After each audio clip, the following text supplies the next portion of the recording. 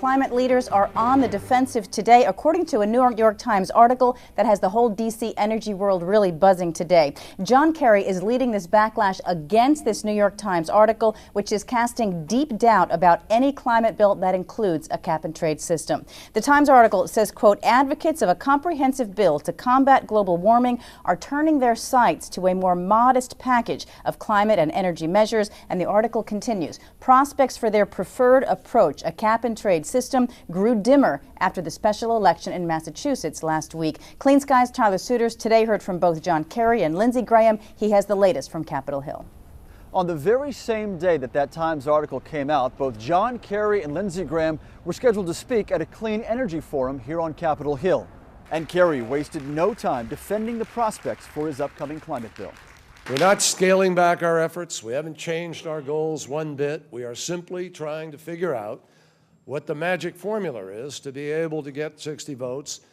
But our goal remains exactly what it was before: to price carbon and to create a target for the reduction of emissions that is real. That's the goal.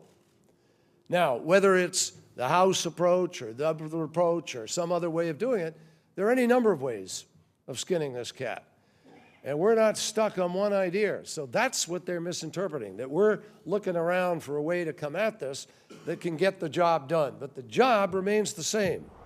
After making those remarks, Kerry briefly met with the press, insisting that cap and trade is still a possibility. We are going to price carbon, and we are going to set a target.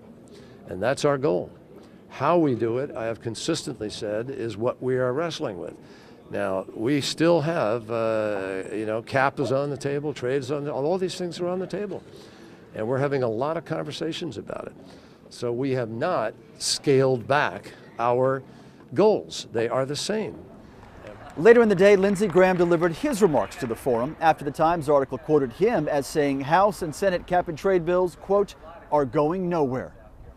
There are Republicans out there who understand that carbon pollution is not a good thing. It's a bad thing. But they worry about the economic consequences of a poorly designed cap-and-trade system.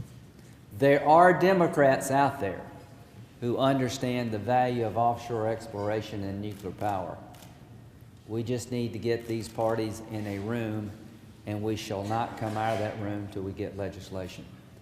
Senator Graham also said he is more optimistic than ever about climate legislation because, in his words, business interests are coming to our side.